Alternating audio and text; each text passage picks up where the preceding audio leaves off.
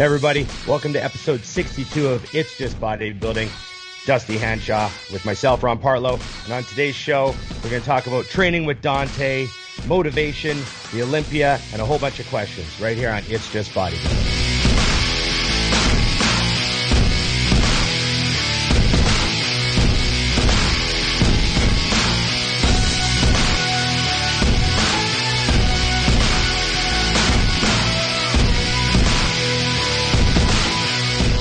Dusty. Ron, you confused me. You look like you're at your grandma's house. I kind of am. How did I confuse you? You said Ron Partlow. There was no big. I was confused. Who am I speaking to? This is fucked up. I'm under a little bit of stress now. You changed something. You know, might be a different person. Yeah, it's like shit. The hat's on, so I'm okay though. Because last time there was no hat. This would be a mess. Yes. Yeah, I am at an Airbnb in Temecula, or just outside of Temecula, California. And yeah, it's right with the way I do things. I have a very similar bed. I have a quilt. Actually, Yeah. it's a quilt. Show everybody the bed. It's everybody. And look at this thing. Like, boom, get some. Oh, that's totally you. Yeah, it's just like what I have in my house. So yeah. Okay. But it's awesome, and obviously came out here for a few reasons, primarily for filming. But the secret I was holding back from everyone was that one of the days was going to be training with Dante and getting a bunch of new content. But unlike usual, we're not running through the typical things everyone's seen. To the point that when I walked in yesterday, the very first thing we did was a cambered flat bench press. And I have stopped doing flat bench since Dante told me not to do them in 2007. I've not done a single one since. I literally thought he was fucking with me. He's like, all right, we're going to start on this. And I looked at him. Right, you're waiting for the testing me right now. Like, no, I'm not doing that. You know what I mean? Yeah. But actually, it had. It'll show in the videos, which is going to end up on my YouTube. But everything was about volume on anything that could be dangerous. Like, he doesn't want me doing anything less than 20 reps on a flat bench. But Right. for example, it's a controlled negative with a 5 count at the stretch. Right.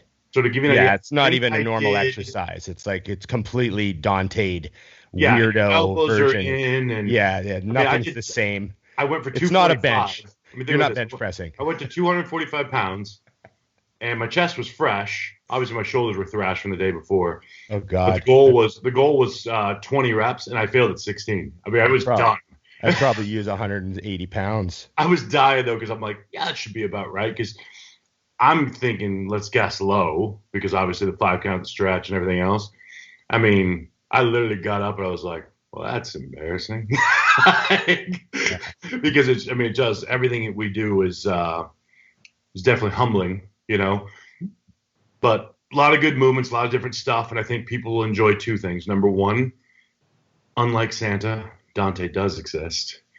And number two, just there's always something. Like I told him, I mean, I've known him and we talk almost daily. I mean, you talk to him all the time as well. The amount of stuff that he has stored away. And I mean, I'm his go-to. He sends every DC client to me. And every time I see him, I'm like, so literally I got, of everything we did, probably 17 things I've never done yesterday. I tell people that Dante's forgotten more than most people know. That's a fact. That especially in this game. So it was fun. But like I was telling you earlier, I started at 10 a.m. and we got done at 2. Yeah. I said, he's like, no, he texted me. It was funny. We were going back and forth. He's like, what do you want to do? And I said, well, I just want as many new things as possible. And he's like, well, what are you going to train earlier in the week? I said, it doesn't matter. I want everything you can do. And he responds back to me and says, well, I mean, you're going to be smoked. There's no way. So I want you to pick. So I did what any adult man would do. And I just ignored that text and didn't respond to him. I was like, well, if I just ignore him, maybe he'll just do everything. And he did. Nice. So take us through what exercises did you do that stood out? You got the cambered bar press. I saw you doing some kind of like chain deadlift. Yeah, that was cable deadlift. Yeah, it was a cable deadlift off of basically like an old school, what would be like a seated low row. Yeah, and then you were leaning back a bit, so you had like some. Well, you have to. Toes were kind of pointed a bit. Yeah, well, you had to, because obviously it's pulling you down and forward. and by leaning back, but it was basically for deadlifting. So it's back. Yeah. Felt the hams a little bit. But what I'm thinking, or what we're thinking, is now that I've got that, we're going to see if it can be done as good or better on a Belt squat. belt squat. Yep. So we're going to play with that. That was his original plan, was like, hey, I think if we run this up a belt squat, you're going to be stoked. So And he just wants your rep range super high on that. Like, what are you doing, 30s? we did, the goal was 20 on that. But I mean, Matt got 20, so obviously I had to do more. So that's how that happened. It's like, Yeah. What about quads? What do you have you do for quads? the only thing we did, which we've been doing a lot of anyways, but we did a 5 count in the hole on squats, but with the safety bar and grabbing the rack. That one I have to play with a little bit, because what's huge on those, anyone who's ever done those will tell you their low back gets tight. Yeah. When you're sitting in the bunk, because we're not talking about parallel. Like, you're gonna sit down and hang out there for 5 count. So you're not relaxing though. You're I mean, because if you just sit, eventually you're tense and holding yourself, but it's as low as you can go. Yeah, you're deep. Yeah. Yeah. So I'm actually, like, I can feel my calf on my hamstring. But what we worked on was my breathing into it. It's literally pulling as much air as you can into your chest when you're sitting down there, because that's what's going to keep your posture proper to get those right. I didn't even go heavy on those. I think 365 or something for my working set. And literally by 12, I had still, because I would still have made a mistake, I was like, low back was getting tight. Yeah. So these things are where guys don't understand that it's the nuances of the breathing, things like that. Same thing on the reverse grip bench. It's a hand positioning difference, which for us is kind of easy to do because I can't supinate enough to grab a bar completely reverse. So it's almost like an angle, and the bar is hanging out on your hand. I call them thumb presses. Yeah, literally. So what you do, unlike a typical, you would wrap your fingers first and then your thumb. You wrap your thumb first and then your hands. Yeah. So that it'll sit properly. And then for that one, same thing. It's all about getting as much oxygen as you can. And those ones I haven't done those in forever. So I was stoked. Got I think 28 with 275. Jesus. And I was like, all right, but that is the one where people don't realize, like, if you like that, what I call the drop to the tricep from the side, that's reverse grip without question. So did some cool variations of some bicep movements. And one thing that I'm going to really make sure we get through on the videos is it's very interesting that everything's controlled on the negatives and on the stretches, but very, I call it violent on the push. That's my word, the violent reps. Yeah. So it's finding that, like, on a bicep curl, that's a little difficult for me because it's such a change in your brain. And you got to remember, you got to hitch the elbow first before you get that violent point so you don't tear a bicep. Yeah. So it was funny because on one of the movements, we're warming up, and I did my last warm up with literally 20 pounds for a forearm movement. And Dante was like, okay, we're going to do, I want you to get 30 reps. How much weight do you think you should use? And I was like, probably the 20 pounds. The one I just warmed up with? Yeah. And he goes, no. You can, I think you can do 40. I was like, I think I can do 20. And he's like, no, 40. I was like, okay. I get on there, and after the sloppiest 17th rep you've ever seen, I looked at him and I'm like, are you fucking with me? Because I'm like halfway home and I'm done. Right. So, but I like that kind of stuff, and I'm actually glad it happened because everyone has such an ego about it, and I'm glad. I think Todd even got the banter in the beginning on the videoing because you have to know where you're at. Yeah. He's so used to my strength on everything being nuts that he was like, no, you're fine. I'm telling you, these are kicking the shit out of me on a warm up. Right. I was certain I could get 30 with 20. Right. But no, it was awesome. A lot of variances on the stretches, which people are going to like. The coolest movement we did, which I'll send Scott to post, was a adductor movement off of a standing leg curl. Okay. And I mean, it roasted me. I was like, okay, and I love adductors anyways. So a lot of people, a lot of my clients don't have an adductor, which blows my mind. The gyms don't have them, but some don't. So now I have a movement that can work really, really well. For me, it'll become a second movement, but I mean, I was like, all right, these are badass.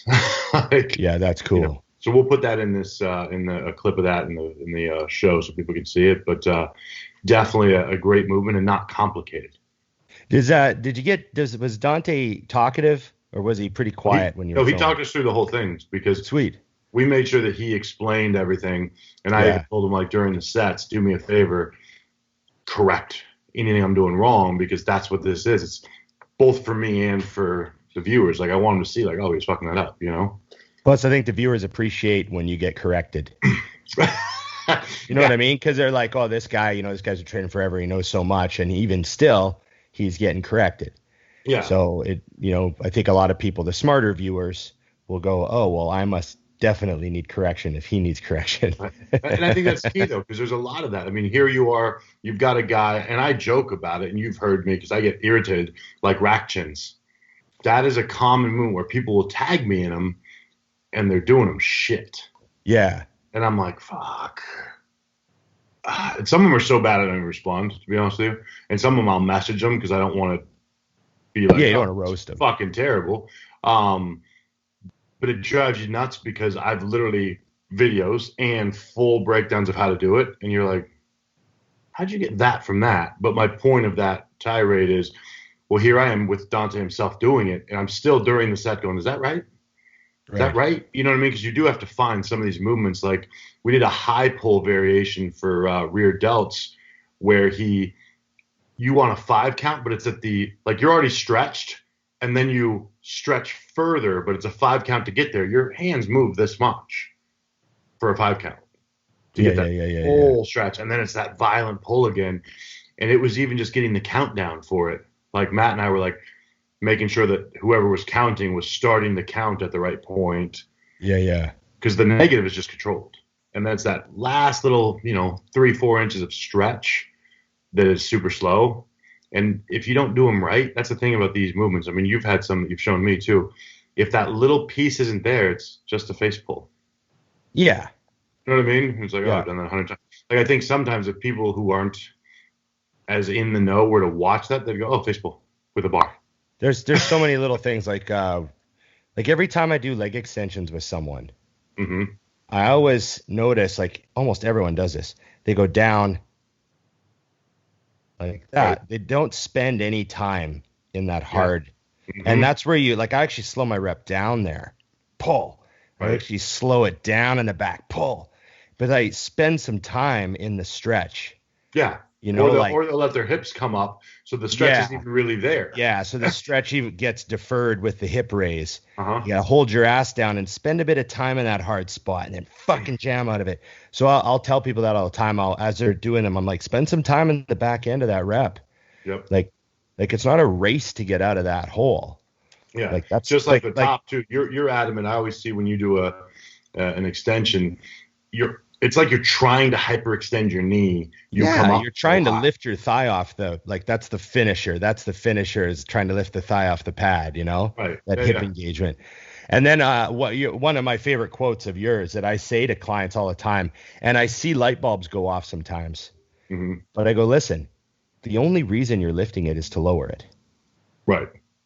Yeah. We just have to do that to bring it back down. And like I said that to a client last week when I was training her. I think we were doing side laterals. Right. And I was like, you're lowering them like you're dropping them. Like they're going up good. Your form's good too. But that negative is actually faster than your lift.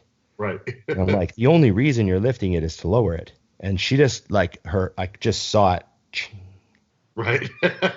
That's like, oh shit. Yeah, I bet you that next set she was like, there we go. Yeah, it changed. It changed how she moved weights, right? So that's an interesting. I always love that line, but yeah, people are gonna love that shit, man. Just seeing that Dante's, still with us, and still, he's not a fake bot on the other end of an account that's been kept open. Well, and we went to I know Dante died in 2003. Exactly. I'm keeping him alive by telling this. When people email him, it goes to my email directly, and I suggest they email me. And Right. You should take your business to Dusty. Yeah. Donna, come here. Donna, come. No. She got outfitted up by Dante's girls. So I show up to breakfast yesterday, and they got a bag for me, his daughters, and she's got 3 new dresses, a sweater. Oh, goodness sakes. I was like, hilarious shit. I mean, so here I come out. I got my pink bag. I got my dog with the pink bow. I felt like, fuck, this is man shit right here. So how has it been traveling with the dog? With being amazing. You know what's crazy? It was funny because I told Matt, I'm like, this is the ultimate test for canine games because I've never done it. She literally just got out, and we went a night later to the airport. And man, it was just nuts because she's been airport, restaurants, grocery stores, gym, all of the above, and imagine the gym, plates dropping, music going, people everywhere. I bring a little pad that goes in her travel bag. Yeah. I just bring little soft bags for in here instead of a crate. Put it on the ground. You tell her to place so she knows it's got to be on that mat. She just lays there. Yeah. And at the airport, like, when you get through security, you got to put your shoes back and all that shit. Just sits there and waits. Walks. I mean, I was literally stunned at how flawless it was. I mean, I had multiple people like, wow, she's so well trained. How old is she? I'm like, 9 months. And they're like, what? Did you tell them? And $5,000. Yeah. Yeah. What's She's funny? 9 months and $5,000 old. Yeah. It's all it takes. What's funny though is sitting at breakfast with Dante after seeing him, he's got a dog that's got some real good prey drive. And after seeing how well she was trained, I think he's probably going to be looking at using canine games to do some protective work with his dog because it's that drastic where you're like, oh, that's not a well-behaved dog. That's a well-trained dog. That's like a completely controlled dog. Yeah. What's like we were talking, most people, like if you teach Jed to sit, he'll sit, but if the door rings, he'll fucking go to the door. Yeah. So, like we kind of call that like a circus trick. They'll do it, but it's not really focused. When they're trained, if I tell her to sit and the door rings, she won't move. Right. It's same thing. Like if we walk through a door, she comes through when I tell her she can come through. She knows to stop and look at me like, we cool? Am I coming through? Because that was a problem I used to have. Like FedEx knocks on the door, you go open the door and the fucking dogs shoot out the door. I want to be able to open the door, sign for the package, and then we're not going anywhere. Close the door. Right. They're not even interested. Yeah, they'll stand there like they want to go outside, but not until you ask. So yeah, it's been successful. It's also been fun because, as you know, when you're larger than most humans, you get looked at a ton and you forget. Like you don't see it anymore. And I'll go out with someone and they're like, how do you handle all these people staring at you? I'm like, oh, they are. Like you don't really realize. Oh, I fucking realize when me and a 5-pound dog are walking through the airport because people are like, and I just tell everybody, I'm like, hey, I need protection too. It's fine. Do you carry her or does she walk with you she's on a leash? She heals. Yeah. Yeah, so she stays with me. I keep her on a leash. Don't need to, but yeah. Well, there might be leash laws in some places. Like I'm sure some airports might have. You've got to have. Yeah, it's weird, but with her because she actually is an emotional support animal. So like she doesn't go in a bag on the plane. She sits on my lap. Right. She doesn't have to go. Like I didn't actually bring a bag on the plane with me. She just chills with me, walks to the airport. There's no fee for her to be on the flight, and no one can say no. Same thing when I go into a restaurant. She just sits down, and that's that. I bring the paperwork just in case anyone asks. Has anyone asked for anything? Yes, they ask if they can pet her all the time. Literally, that's the only thing I had. The first place I went to, we went into a grocery store, which was tricky because that's the first time with a grocery cart, and I didn't know how she would do. Took her a second. She kind of realized what it was, and she was fine. But we're in a grocery store, and I see the security lady beelining. I'm like, that's fine. I'll just get her the information. She goes, this is the cutest thing I've ever seen. I was like, well, thank you. She's like, the dog, asshole. The dog. Yeah, but no one's even asked. So I think part of it, truthfully, is probably when you watch her, she's not a dog. Yeah. I mean, even a well-behaved dog will be walking around and wanting to sniff people and walk up. You could So I tell think within most people 5 with their seconds. brain, they're like, okay, that's obviously a trained situation, and he's obviously a little slow, so she's there to help him. It's obvious. When I look into his eyes, I realize I do not want to ask any questions about this. There's a glaze. He doesn't look that intelligent. This dog is here to help. So, so it's solid. And I do have to say one thing because Ryan at Metroflix, Marietta. Yes. Always awesome, and he lets go in there and train, no issues. I wanted to do some filming of some instructional stuff. I'm getting a lot of asks for that.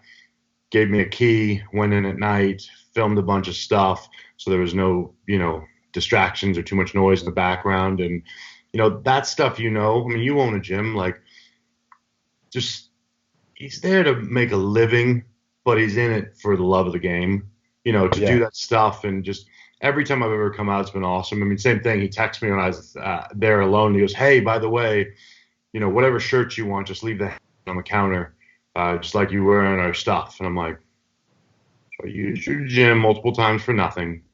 Filmed in here. Now you want me to leave with t-shirts. I mean, just a good dude. And it's awesome because there's, truthfully, this, as many people there are, who the hardcores are that are they're just there. He doesn't want anything in return. He's not needing anything.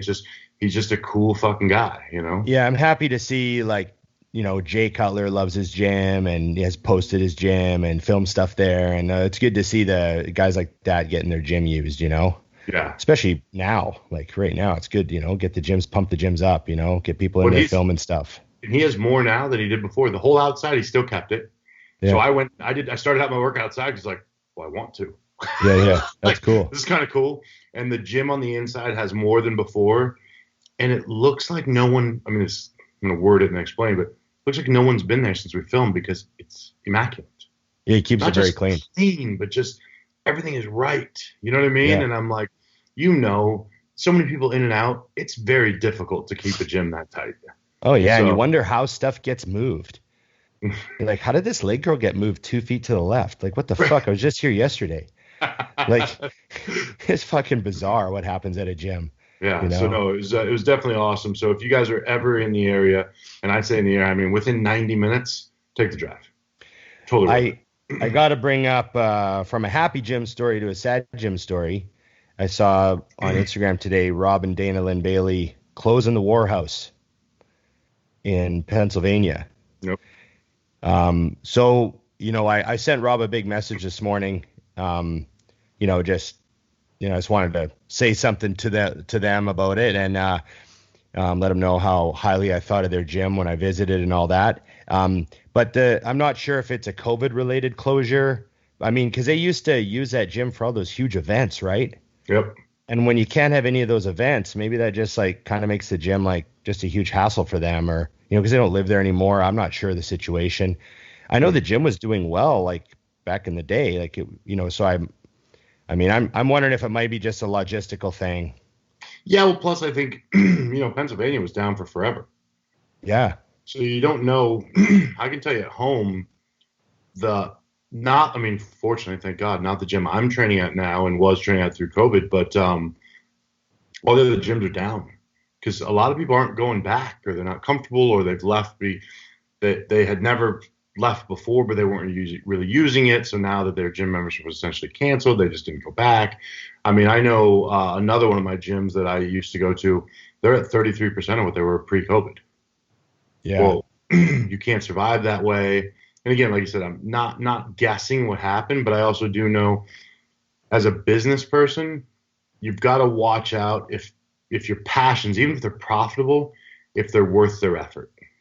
Yeah. So sometimes you hit a point where you look at a business, so yeah, I'm still in the black, but if I put the amount of effort that goes into that black, this black over here is way bigger.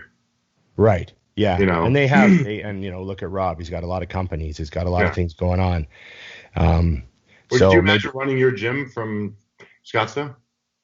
Yeah. Obviously you hire someone to run it and you just kind of stay on top of what's going on. You know what I mean? Because it's good. I mean, you've always had phenomenal staff. You really, truly do. But only the owners, and this is how it should be, in my opinion, only the owners are going to care as much as you. Right, if your employee cares as much as you do, he's not going to be your employee for long, I promise. Yeah. Yeah. No, that's very true. Yeah. So, I didn't think, I thought just with the utility of the place, like how they use it for stuff, um, that might have been a huge part of the problem. For sure. Just no benefit to having all this, because, if you're doing all this work, keeping something going, and then occasionally you have these giant events that are all this fun, and, Yeah. you get like hundreds of people drive in from all over the States, and like, so I take all that going away. one time. I mean, literally, I have no reason to. And I wasn't considering going as some guest. I was like, that'd be fun. I'm just going to go there for a week and train. I'll go pay as a fan and fucking do this thing. You know. Yeah, I know. So yeah, that's happening. I'm stuck in my little bubble here, keeping our gym open and just doing the best we can to weather this storm. And we're in a really good area of Canada where they haven't really leaned on us again with any sort of restrictions. So, obviously things are spiking here a second time and all this stuff, but they're not talking about business closures. They're talking about, restricting gatherings. They're talking about like, please keep your circle small. Like they're not leaning on us. They haven't mandated masks here at all. So we're just in a little bit of a different part of the world than what's going on in the States. Like you said, California was just nuts, eh? Oh, Dusty froze on me. I can't wait to get the fuck out of here. There we go. Still frozen? No, you're good now. I could hear you. No, California's a shithole. Sorry, it's fact. I don't know why I would be looking to leave if I lived here. The way that things are here is insanity. And like you said, the governing bodies that suggested the original shutdowns have openly said that was never the fix. That was to buy you time to figure out the fix. And they're openly saying, like, do not close again. Well, the World Health Organization has come out and said that they're now seeing they said over 100 million people have moved back into absolute poverty because of the trickle down of, shutting down the economy always like kind of impacts the poorest people the worst. Yep. So yeah, they're saying we shouldn't be doing it again. So yeah, I'm hoping they don't. But then of course I have clients all over the world. So do you. And I just got a few emails this morning. Well, our gyms are closing again right now over, and I don't want to name places because I know it's different in each spot, but some of my guys in the UK area, they have a date of November 9th or whatever that they're opening back up. But also, in the States, we were going to be shutting down for 2 weeks to flatten the curve, and that was 9 months ago. So, right. But yeah, no, I'm hopeful that things stay right as they should. Because at home we're back. You're seeing exactly what you said. The delay, like I was an emotional wreck inside of me if I had emotions, because my Smash Burger closed. Oh damn. Near my house, and now I have to go to a different one, and that's But when you look at it, it's comical because it's like that is literally caused by this. That business was probably just doing okay the whole time anyways, but now it's dead, and there's just more and more of that happening. I'm hoping that steers clear, because like my gym, Muscle Factory in Tempe, is cranking. I'm so happy. Like, memberships are up. People realize how good it is. We've got all that new equipment coming in the next couple of weeks. I'm like, there has been some good come of it because it kind of brought people into spots they didn't realize. And I'm thankful that, like Ryan, like you, it's an owner that's passionate as hell. Right. Like, people are coming in and they just know, like, this is my spot. They come in for one workout and they're like, how do I sign up? Yeah. It's not a big space. It's a 9,000 square foot gym. He literally knocked down some space last week just to give himself 400 more square feet for some of the equipment coming.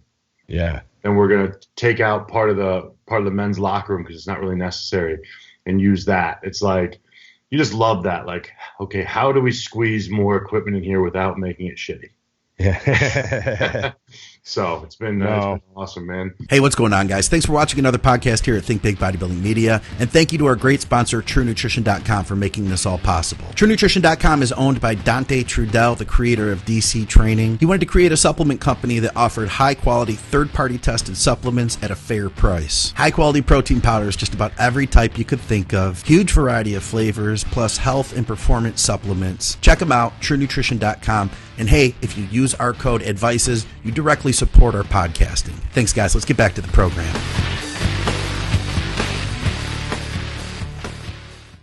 So what else? Oh, we got to talk about the Olympia.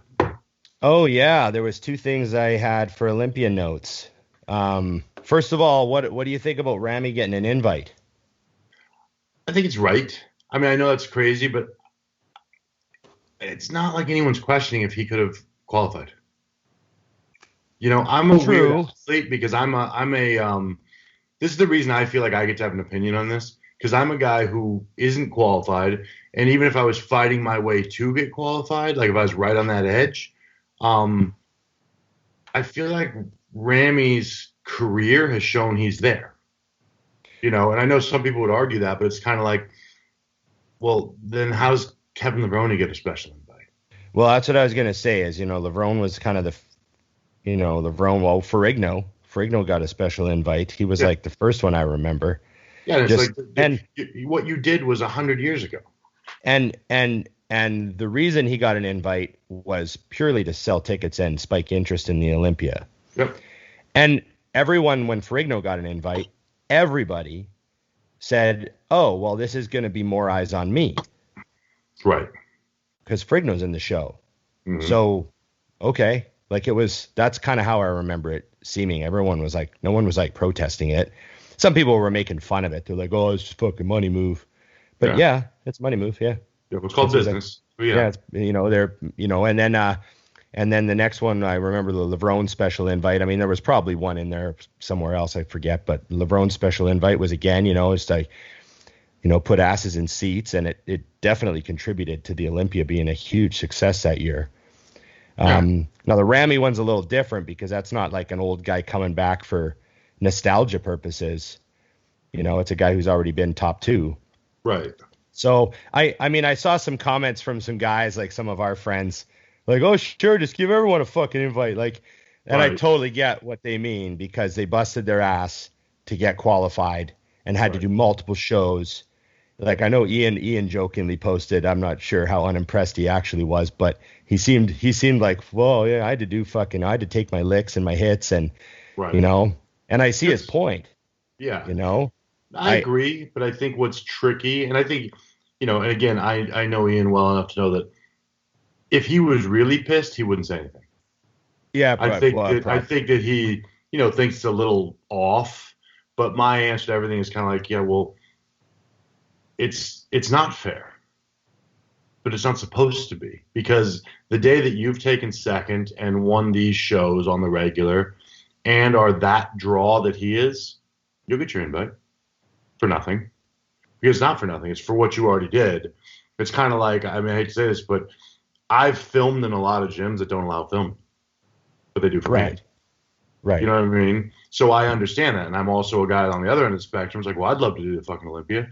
And I truly believe this, and you tell me if you disagree, but if I was a status of a Steve Cook, as far as how many eyes are on me, I bet you I can get an invite to Olympia. Right, with millions and millions of people following you. Because, and I mean, and then on the flip, I'm not taking anyone's money, so they don't care. But, right. But the point is at the end of the day, it is a business, and this year it's a fucking messy business. Like, we don't know who's going to be at the show. I don't know what happened with Roden and not doing it, if he's still not allowed or what, because now a different company owns the Olympia. But come on now, like, how do you get people to now? I'm assuming the plan is to pay for pay-per-views or webcasts. Yeah, that's what I think. I think that under normal circumstances, I would be much more likely to yell bullshit. Right. Agreed. Do another fucking show. So what, you got COVID? Anyone could have got COVID. We're all in the same boat.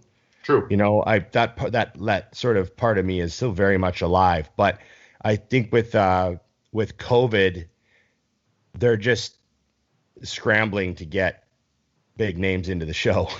Well, imagine if you had bought, because they're going to sell more pay-per-views with Ramy in the show. Imagine if you had bought the Olympia just now and then COVID hit. Right. You mean, which I know, and you're right. What you said, I just kind of rung a bell as I'm saying it. It happened to a lot of people. A lot of people opened brand new businesses that never even had a chance to succeed because of COVID. But they're in a position where they can make moves.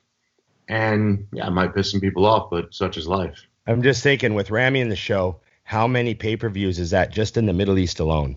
Oh my God. Ridiculous. Ridiculous. Right. Sure. With him out of the show, they still got a lot of people pay-per-viewing because, Hottie's in there and they got other bodybuilders from that area. But just with Ramy, that captures like. Well, I can tell you this too. I mean, think about this on the flip. If Kai Green got an invite, I'd be stoked. Right. Like, I'm sure they would have given him one if he was interested, and I know he's not interested. But my point is just as a fan, right? Like that would tip me over the edge. Oh fuck, okay. Well, I'm break speed now. So no, you're right, and I definitely do understand, like you said, like on the flip with a guy like Ian, like, well, if he got COVID, then he wouldn't have made it. Right. So yeah, no, I feel everybody's view, but I think at the end of the day, it's like, who gives a fuck? What? What about Keon pulling out? I'm going to speak on someone else's experience because obviously I don't have it in this. But anyone I've ever spoken to who has skipped an Olympia for whatever reason, then later in their career, if you ask, they said it was a mistake. Yep. Every single one. Yep. Like when you get a chance to do the Olympia, you do it unless you're injured or unless there's some health or whatever reason you shouldn't. And who put up a great post about that was Sister Nina. Yeah. I don't know if you saw it. The stage will not always be there. Yeah. And it's so true. And I think, and it was funny because I've said that. Like I've told my clients that. Do a show next year. This is a mess. And don't get me wrong. At that stage of the career, I still agree with that statement because we can use the time to improve. Because unlike the Olympia, the show's definitely going to be there now. Yeah. But that being said, it was kind of like one of those light bulb moments like you talked about earlier for me too, because I'm like, nothing will always be there. So even for me, like what I'm doing now, I've had moments of like, I'm traveling around, I'm seeing Dante, I'm training these gyms. Like I could have done something yesterday that ended it. Right. Now, like, okay, that's done. Go get a job, get in a car accident, whatever it could be. Yeah. It's not always going to be there for sure. And hell, even if we have perfect careers, we're going to age at some point. It ain't going to be there. Yeah. My take on it is half of me is like, hey, some people just don't care enough and that's okay. Like, I've trained guys that I thought had amazing genetic potential and they would like win their first show, like easily. Just destroy the first show, and you're laughing about how you're like, oh God, this guy's got potential. Yeah, imagine if we got him to diet. and then like the next show, he's like bored, pulls out of his prep halfway through. He's like, I'm not really into this. I want to go I'm going fishing this summer. Yep. Like I've had that happen, and you're dumbfounded. You're just like, I can't fucking believe this guy just quit prep because he wants to go fishing. But I guess that's his decision. Yeah. And not everyone wants to be a pro bodybuilder like I did for so many years. Yeah, you're almost irritated because if you had what he has, you're just sort of sad at the genetic potential not going to the next level where you would fucking take it. Mm-hmm. So when a guy like Keon says, "Oh, I'm not going to do the show," guys like me, our gut reactions are, "Well, he better have torn something off the bone." So you're dead, huh? That's cool. Or he better have like some really, really urgent life situation happening. Like I'm just thinking of all the stuff that I didn't break stride through. Right. Like relationships collapsing, selling houses, moving, financial situations that were bad. I'm like, no, I'm still 12 weeks out. Yeah. That didn't change anything. You know what's funny though, and I agree with you 100%, is the difference with the Keon situation is my assumption is Yeah. that he loves bodybuilding. I could be wrong. Yeah. Yeah. That's the weird part about based on his greatness, and not just his greatness, but the rate in which he's improved. My assumption is that he loves it. So that makes it a little confusing. And also just the fact that, so it's like, well, here's how I look at it: as if I was a sponsor, a coach, or a fan, I'm like, well, then you better blow my fucking mind next year. Yeah, and maybe he will. Better use this time. And I say better like you're in trouble, but I hope that you use this time and prove that for your career, this was a good decision. You know, and I'm a huge fan of his, and I think he's freaking ridiculous. I know. But as someone who's seen a lot and made a lot of mistakes and looks back, even like I told you the other day at my career, and go, how do I not have more pictures of my friends living this life that's unreal? I mean, I've taken more pictures this weekend with Matt and Dante and all this shit because I'm like, I'm done wasting that. That's the only thing I wish I could post one like that aside for and go, man, here's my list, and you have a much better talent ability than me. Maybe think about it, because if it's, you know, don't put words in my mouth, but if it's just because you don't feel like dieting anymore, fuck. Like, cool. With your genetics, take a week off, don't train, eat whatever the fuck you want, and come back. You'll be fine. Yeah. You know. So you know, I know what you mean. Everyone's decisions, you know what I mean, like you said, but it's very difficult to dive behind. But like I said the other day, I had a guy ask me a question. Hey, my diet's great, but on the weekends I fuck off, and I need to get. And he literally said, I got to stop eating like an asshole. I said, well, only if you really want to. Yeah. Because if it's not worth, like, to me, that's ridiculous. I'm like, food, who gives a shit? But if you don't love bodybuilding like that, then don't waste your life doing it. Yeah, there's like that part of me that's like, you know, I got that libertarian stripe through me. There's like, just do what you want. And someone's right to question what you want to do with your life. True. So I have that part of me too that's like, well, if it doesn't want to do the O, it doesn't want to do the O. Why should I give a shit? Yeah. And then the other part of me is like, are you fucking kidding? That physique, not going on stage, crime. I agree. It's a big push, but any sort of like irritable anger I have towards Keon for not doing the O is just because I think he's so awesome. Right, and it's like, I hate you because you're awesome. Yeah, I hate you because you're so incredible. Maybe we should get him on the show. Yeah, it's like I said it all the time. Remember I said it to Bumstead. I'm like, God, I fucking hate you. Like, yeah. Look at you. Fuck. How could I not hate you? You're That's also funny. Nice. What a dick. He has small ankles. Yeah, terrible. That's funny. Okay, so Olympia stuff. So I got a lot of questions here. Yeah, I'm afraid to look. So do I. Okay, so the first one I want to start with, because I have stuff to say on this, is supersets. Mm-hmm. I get a lot of questions about supersets, and it's hard for me to put into words how I feel about them. So I thought, because I seem to get a lot of questions on supersets, so this one, the way it's worded, makes me think I can cover a lot here. Tell me what you think. There's nothing magical about supersets. No. Your muscle only knows if it gets overloaded enough to trigger adaptation or not. Mm-hmm. It's you either trigger it or you don't. Facts. So supersetting, to me, especially with females, I find, now supersetting is very useless, or useful, I mean, in some ways, but in other ways it's way overemphasized. Right. So how do I put this? A superset needs to have a purpose. So sometimes I just see people just supersetting exercises because it seems like they just want to feel busy. Yeah. Like, I was trying to see that, or they're trying to hurry out of the gym. Yeah, well, it gets my heart rate up, so I'm like, I'm gonna get ripped faster, and I'm like, well, no. Why are you lifting weights? 1 sec. Donna, come. Donna's getting talking to you. There you go. She's I opened the door. I was trying to cool it off in here. She's like, oh fuck, I'll go outside. Thanks. So I feel like sometimes people superset just because they're trying to look busy. Right. And I feel like sometimes people write because they want their programs to feel hard. Like so many females say, oh, when I superset though, I get my heart rate up more. And I'm like, that's cool, but I don't give a shit about your heart rate when you're lifting weights. Like, I don't give a shit what it is. It's like, I've never asked. I've never checked my heart rate once lifting weights. Like, I want you to get stronger and make progression on your exercises and da-da-da-da. So the supersets, the only supersets I really ever do or program are designed to overload muscle. Mm-hmm. So one of my favorite supersets is a press to failure into a fly movement. Right.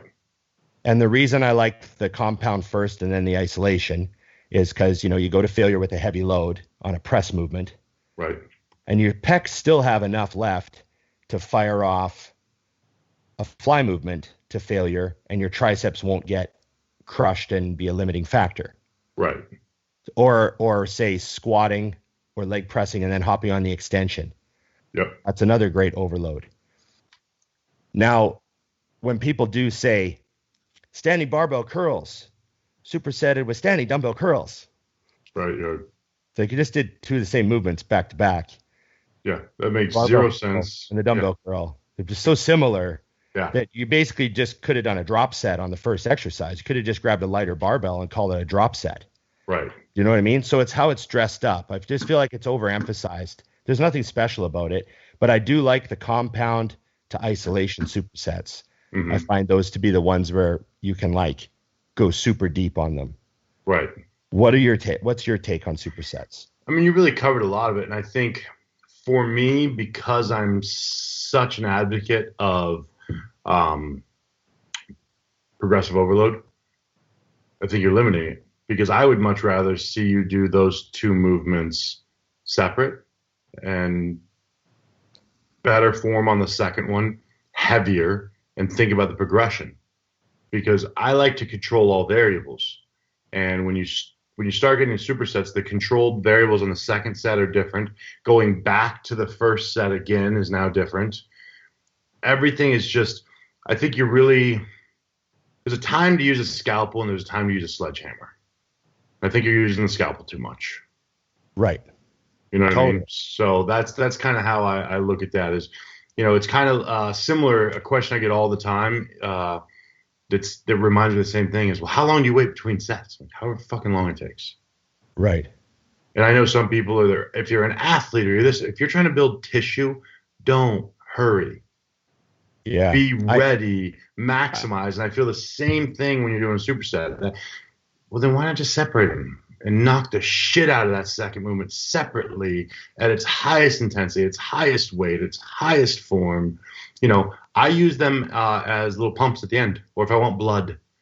Right. It's comparable to saying for example, I like to do a press into, like a shoulder press, let's say. I would do that completely alone before going into a second movement for delts. But at the very end of a workout, and I'm already done, I'll be like, okay, we're going to do laterals, front races, and rear delts all here, all right now, one set. Yeah. Blood. I totally get what you mean. That's why, sometimes I'll program hack squats supersetted with extensions at the end of a leg workout. Right. So it's just that crazy, crazy blood stuff Yeah. But most of the time I find people who do supersets, they would actually get much more out of just staying on the first exercise and doing a rest pause. I compare it to, and I think maybe this or a drop set. I know you'll agree with, is it's people love things they can feel. It's like, but it burns. But it doesn't fucking do anything. Right. It doesn't necessarily mean anything positive. And that's how I look at that, because there's no two ways about it. If I have you do a straight set of heavy ass shoulder presses, or I have you do a giant set of different lateral movements, you're going to get done with the lateral movements and look at me like, you're crazy. It's not going to make you as big, though. Right. Another thing, and this is for everybody out there watching the show. If your gym is busy and you're supersetting a lot of exercises, you're kind of being a dick. Because I own a gym and we get so many complaints about people who superset multiple things when it's busy. They're like, that guy over there is using 3 fucking chest machines. I'm like, oh, fuck. And I have to walk over and go, can you not superset when we're full? It's 5 p.m. Yeah, it's just a huge pain in the ass for everyone. Why don't you just stay on one exercise and do rest pause sets and drop sets? Yep. Because essentially you would get the exact, like, and then move to the next exercise, do a big drop set there. Like, you don't have to superset 3 fucking things. Yeah. I'm using all of this. Yeah, I'm using all of this. It's like, no, you can't do that. Be a dick. You know, if the gym, if it's like, 11 a.m. on a Monday and there's 10 people in the gym, fine, knock yourself out. But you just be considerate about the supersetting when the gym is full, because as a gym owner, and I'm sure you're a big fan of it too. What's funny though, and I mean, I'm going to get flack for this, but it's true. If you walk away from a piece and I watch you do it 2 or 3 times and I need it, it's mine now. Yeah. I'll just start using it. If you come back, you can use it when I'm like after my set, but we are using this now. Yeah. Because I can't. But my program calls for 4 things, all supersetted in a row. I'm like, your program calls for a home gym. That's what your program calls for. Yeah, no, I've said that to somebody before, and they actually got it. I had a guy come over, he's like, I was using it. I said, I know. As soon as I'm done with the set, you're going to have it back. I said, I can't wait for you for 30 minutes. Well, while this is empty in 5-minute increments, I just try to sneak in with them. Yeah. I've never had, and not even, it would be the same if I was 126 pounds. Anyone with a brain would go, that makes sense. Yeah. So, yeah. Gotcha. You got a question? Fire one off. Yeah, I've got a lot of them here. Oh God. Yes, this is an important one. Do you still train if you have a cold or the flu? You can answer this and we can move past it. Right now, no, because you might have COVID. So no, definitely do not train if you still have a cold or the flu, unless of course you're sure you don't have COVID. Or the flu. In the old days, my rule was always, if I felt sick from the head up, I still went to the gym, like neck up. So if I had like a little bit of stuffed up or a bit of a sore throat or just kind of a bit of a head cold or whatever, I would still train. But if I had any sort of like any sort of lethargy, or if my lungs were like, I had a cough or anything like that, or if I had any lethargy at all from flu symptoms, I wouldn't train. Well, probably snuck a few in, but yeah. How much ephedrine can I take to fix this problem? I could clear this out by the time I'm there. So yeah, but then I remember Jay Cutler one time said he had a neck up rule. Neck up, neck down. He would still train if he had like a head cold or something.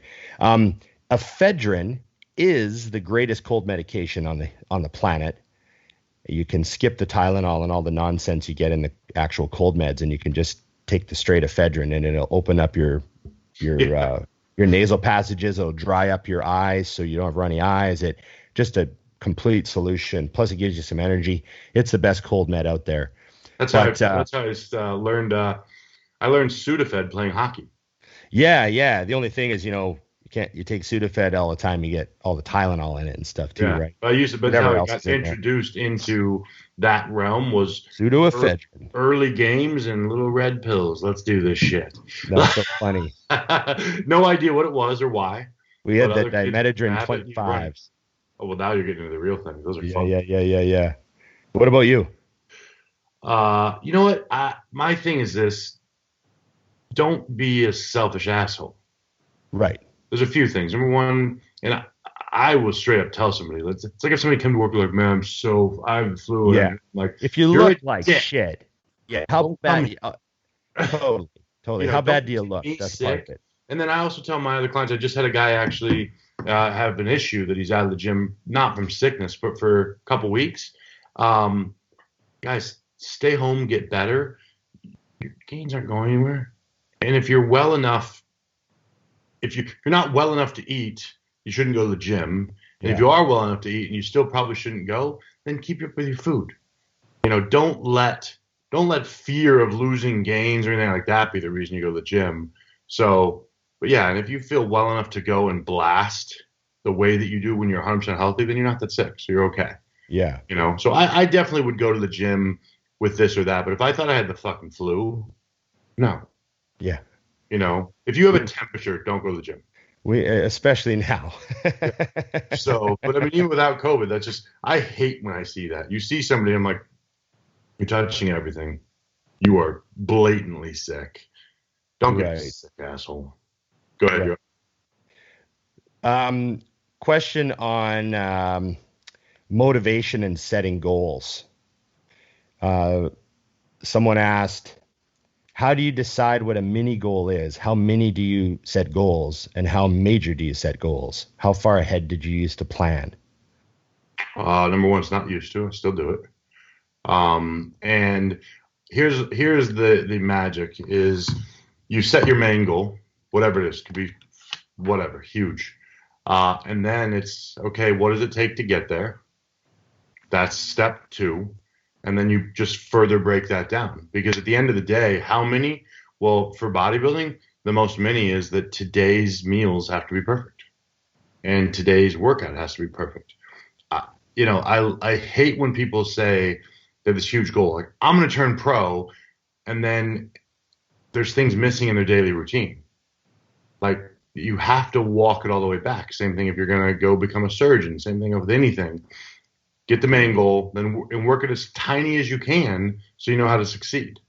It's really that simple. And if you don't take the time to put together a plan of how to get there, then just stop. You're not getting there anyways. It'd be like having the goal of becoming a surgeon and you forgot to take that really big step of, I don't know, going to college. Yeah. I sort of get what they mean. Like, I mean, I was setting essentially, I guess the lowest level of goals was I was setting the logbook goals every week. Mm-hmm. Yep. So I think one of the problems that you can run into is some people, they look at what their main dream would be, and it's so overwhelming that it staggers them because they don't break it down into just the daily stuff that they can accomplish, just like you were saying. Yep. The reason that you have to set small goals, mini goals, is because those are the ones that you actually accomplish. Like, you get your wins. Yeah, you need your wins. So, I always had the logbook goals, obviously, and then I had body weight goals. I would be like, I want to hit 280 by the end of, August or whatever the fuck I was doing. Right. And so I had logbook goals with weights. I had body weight goals with scales. And then I had like dates on the calendar circled for when I started my prep. And I had days on the calendar circled for the day of the show and da-da-da-da-da. And I would lay it all out ahead of time. I would sit down with a calendar, like a real calendar. And I would count months. Full, wall calendar, and I would like prep starts here, and I would, go ahead on the months. I put the show day 1 week out. I do that on my phone still. And that calendar would be on my wall. And I even did the thing where I X'd off the days several years. I would X off the days as they went, yep. And I would write little things on there, sort of little notes that would tie in with my logbook. I did that sort of stuff for goal setting. That visual stuff, too, to interrupting you on purpose, is so much more powerful than people think. Yeah. I really think that more people who are falling short on goals don't understand that actually, okay, so when I get something big, I still go to Staples and buy the big calendar because there is absolutely a difference between writing it down, seeing it on a calendar. Or how about the day that you don't get to put the X because you didn't have a perfect day? Yeah. When you look up at a calendar and you see 6 of those during a month, that's a wake-up call. And without the visual, people fall short because I've had that. I'm doing pretty good. And then if you walk them backwards, it's like, you fucked up 6 days out of 28. You're doing shit. Yeah.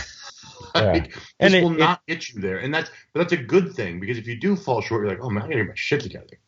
Yeah, and that's the difference that people, this every time the word motivation comes up.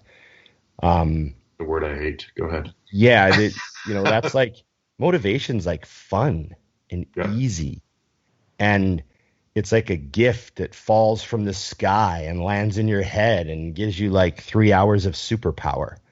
Right. That's how I see motivation, but it's discipline that gets you through the rest of it. This. I try not to bring it up because our bodybuilding show, but this has a lot to do with my new hobby. Like I'm seeing all these parallels with how my brain has been pounded by bodybuilding. Like someone the other day, I posted some bike stuff and someone said like, how long have you been working on some of these things. Like, you just started riding again. Like, how many hours have you put in? And I was like, oh, I probably did that trick. I probably tried it 200 times before I pulled it off. Right. And they were just like, how do you stay motivated?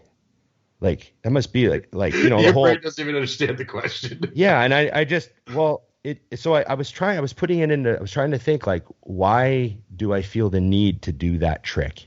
Why did I do it 200 times and then finally pull it off? Why did I do that? And for some reason, I made a promise to myself that I was going to learn it. Right. And you know what I mean? I made a promise to myself. I'm like, I'm going to learn that trick. And I can't break that promise to myself. Right. And there's a huge part of, that's what discipline is. It's keeping promises to yourself. Right. And when you keep promises to yourself over and over and over, it reinforces that in you. It makes you more powerful. It makes you more get stuff done. It makes you more stop looking at the negative. You ignore the distractions. You don't listen to the haters. Mm-hmm. You realize the value of keeping a promise to yourself. And you're like, well, I said I was going to do this. I said it to myself. Mm-hmm. So I don't give a shit what anyone says or thinks. It's fucking time to go. Yep. And so yeah, like you know, bodybuilding is a great way to practice keeping promises to yourself. Right. You know, over and over and over and fucking over again. Like, how many thousand promises do you think you've kept to yourself, specifically bodybuilding related? Oh God, couldn't tens even of imagine. thousands, little mini promises. You What know? about, let me ask you this, sir, because it's just popped in my head on that subject. You know, as I have altered my views on a lot of things over the last couple of years, I used to say that bodybuilding was selfish. It's a selfish sport. It's all about me. And it is by definition, but as I've become more successful, not financially, but with people, and with life, I've realized that you're supposed to be selfish. If you don't take care of you and the things you want to do, you can't take care of other things. Or if you put other things in front of you, you fall short on your things, and that impacts things. I'm just curious, when you look, because as you said that, like the promise to yourself, I've really altered where it would sound selfish to explain, but I literally have what I need to do to achieve what I need to do. And that is the most important thing every single day to me, unless something plows its way through that must be attended to. And even then I say, okay, well, that has to be handled, but how do I get this done also? So the value of selfishness, right now, everyone seems to have this negative view of that word. But to me, you should always be selfish enough to want your life to be good enough that you're not a burden on others. Mm-hmm. Like, that's a responsibility of yours, is to not be a burden on others. Mm-hmm. You know, that's something it's like your duty as an adult to not require other people to fucking take care of you. And as best you can, I've just always felt that way. That's why I'm very, you know, free market minded and very business minded. And I'm like, it's not that I'm greedy and I want to like have I want a life that no one else has to support. Right. Like, I don't want to be a burden on the system. I don't want to be a burden on other people. I don't want to be a burden on my parents or my brother, or like, I want to be totally self-sufficient. And I mean, you have to have a certain amount of selfishness to put those things ahead of a whole bunch of other stuff. Right. Yeah, you're going to have to disappoint some other people. Sorry, my business is more important than you right now. Yeah. You know, that sort of thing. Mm-hmm. So there's a real value in just being, you know, self-sufficient. And it doesn't mean, you know, greedy rich or anything like that. It just means like no one has to fucking worry about you. Right. I like that. That's why I was curious to answer, because I used to say that with training partners earlier in my career, I wasn't as good at setting lines of what happens when you walk into the gym. Now, people who train with me know. They don't have to ask. The fuck the world knows. But I remember at one point I had a training partner that was kind of like whining a little bit to me about his personal life during the workout. And I remember it came out so smoothly on accident and so ugly. I said, hey, I really care. I just don't care right now. Yeah. And I told him, I'm like, so look, if you got to go and that's where your head is, then by all means, man, handle your shit. Because you need to worry about you over me.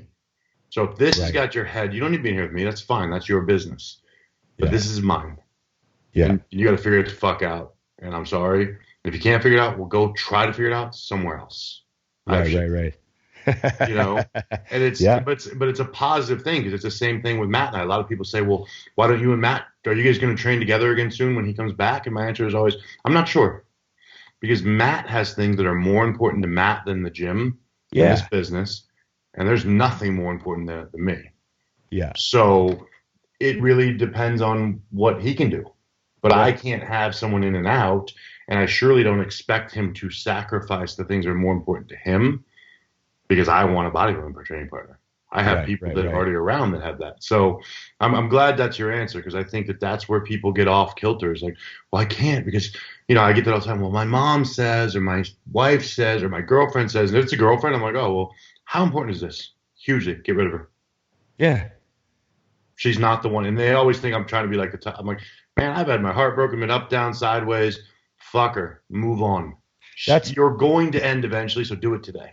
One of the things that I will say that I did right, well, who knows? Maybe it was completely wrong, but it seems right. So far, is, you know, I had some, I've had a pretty, how do I put this? I've made good, sorry, I've made mostly very good dating choices. The women that I've had, like, you know, long-term relationships with have been wonderful people. Right. So I made some good choices there, which I take credit for. I mean, I could have made some way worse choices. Trust me, I thought about them. So I did good there. I did myself some favors there. Mm-hmm. But also, I never entered into a relationship ever with a girl who wasn't supportive of my bodybuilding. Like, I always had a good radar for that. Like, right off the bat, like first date, the girl would be like, so how serious are you about all this getting big stuff? And I'd be like, oh, I'm going to be a pro bodybuilder. Right. Like, it's eat, sleep, train. I got like 10 years at least. Right. And if there's a second date after that, they're okay. Yeah. If they don't come back around for that, you're also okay. But I know guys that, like, it's real struggle because they're trying to date someone who doesn't really like bodybuilding. It's just always a problem and it's always an obstacle.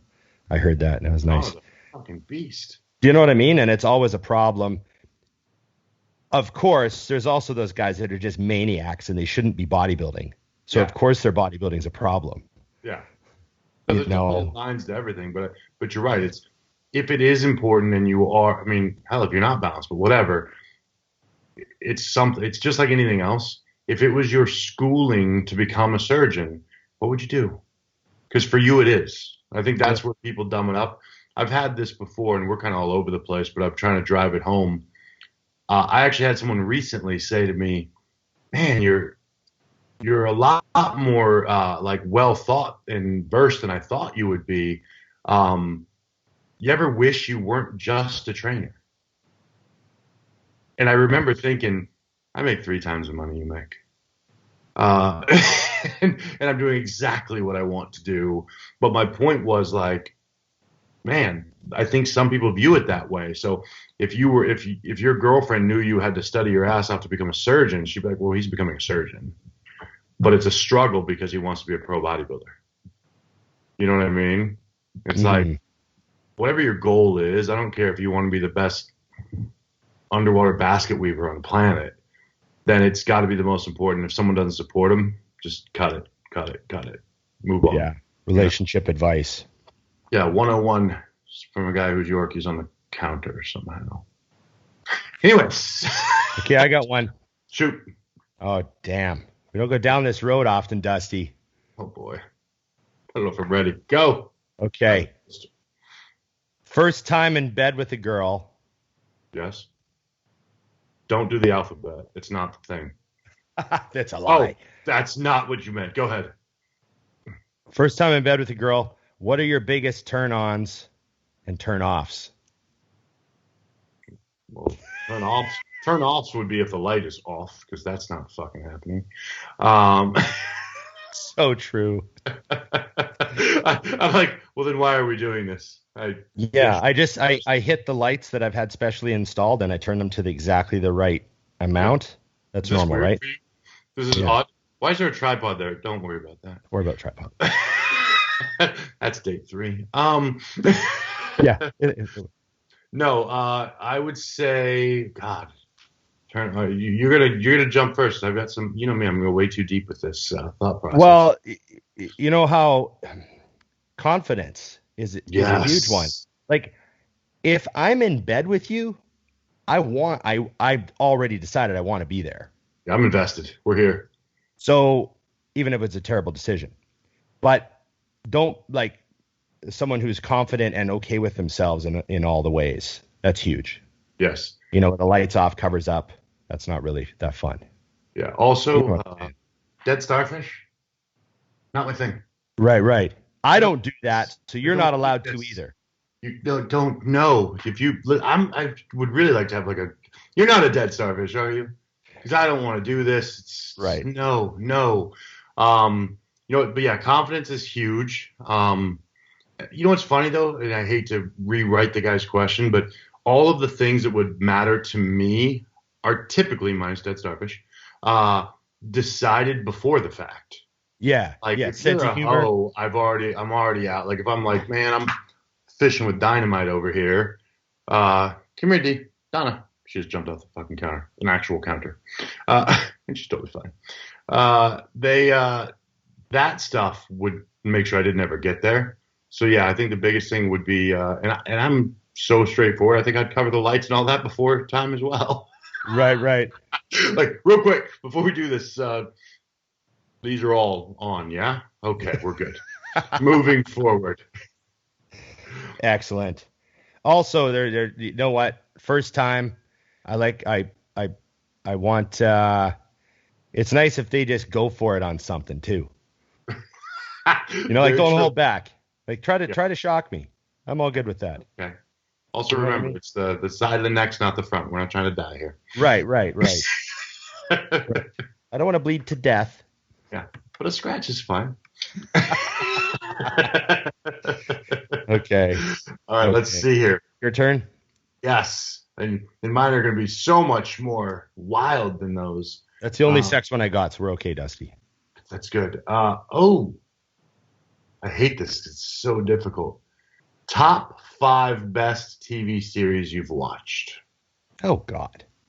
And you're going to miss some, and we're going to make mistakes along the way. But, okay, so I think we're going to rapid fire back and forth, okay? Seinfeld is in.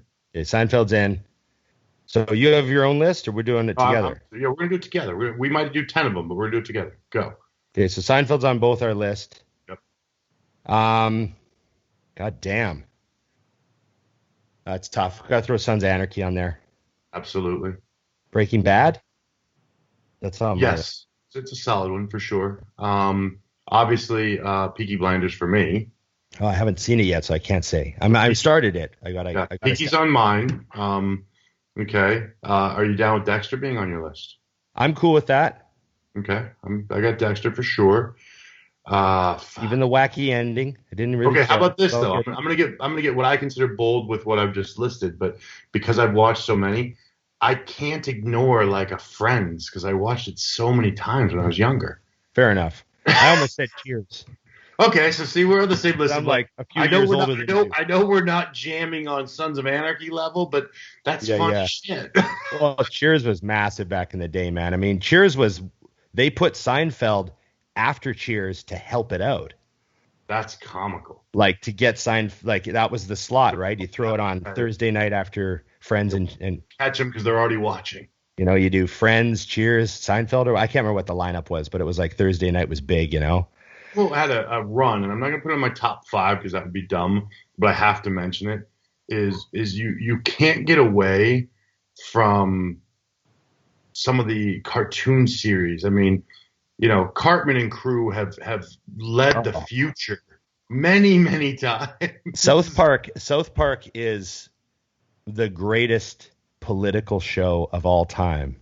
Oh, I fucking love. I mean, like I said, I'm not gonna put it in my top five, but I have to mention South Park because It's amazing. there's so many gems that I look back, or things will happen in the show, and then like a week and a half later, or how you notice how a lot of people don't realize they're not as OCD as you and I, but South Park will go all the way down to making sure that the background on the present is correct. Like there was a Hispanic woman, there was a black man, there were two white guys, like, and it's all perfect. Yeah. Yeah. It's exactly what you saw in real life. They're amazing. They're amazing at what they do. No one has ever done it better than them. That's a great one. And of course, for me, I have to say, like, if you ask me what is the most hours of television I've ever watched, I would say probably all the Star Treks combined. Right, which of course I've never seen. I watched all of those seasons multiple times, and that's a lot of hours. Yeah. So yeah, that's my list. We got a pretty close one. I started a new show. I have a recommendation. What is it? Season 1 was great. We just wrapped season 1 last night. Billy Bob Thornton has a show called Goliath. Okay. And it's on Amazon Prime. What's Donna doing? I'm keeping an eye on her before she jumps off the damn counter again. Yeah, but I am listening. Go ahead. So Billy Bob Thornton has a show called Goliath on Prime. He's like kind of he's like an amazing lawyer that's kind of turned into a drunk. Right. You know, he's like the best lawyer anyone knew, but he's kind of a drunk now. Right. And he takes this case that's like an unwinnable case against a weapons manufacturer with the biggest law firm in the world. Right. And so that's essentially Goliath, right? It's him obviously taking on Goliath. But he's just like, you know, he's living in a Venice apartment. He's driving like an old rusted out Mustang. He's a drunk. It's a great cast. But he's still a phenomenal lawyer. And he's awesome in it because Billy Bob can act, right? Oh, he's phenomenal. He's great. So I recommend Goliath to anyone that's got Amazon Prime and is looking for a great show. They're 3 seasons deep, so we're getting there. Ooh, yeah, I'll check that out. I've got a list. I got in a little trouble this weekend with Matt for ignoring some of his recommendations. So I got to get back. So, okay, here. I got lots of questions, man. I do too. We don't have enough hours. Share some peak week stories. How do you distract the monkey mind and make it through the toughest week? Man, all right. So here's the thing. Number one, it's not the toughest week. I don't know why it's the toughest week. You're already done. Like, I think that's the biggest step is if it's the toughest week, you fucked up the 12 weeks before. Fact. Right. It's not tough. Don't make it tough. Don't do anything drastic. I like to remind people that anything that can make you drastically better can make you drastically worse. So keep that in mind. I am a gigantic proponent of shooting for 90, 95%. Because if you're peeled, you're going to be perfectly fine at that. When you shoot for 100%, 80 is always a possibility. Right. And things to think about. I think most guys miss with that.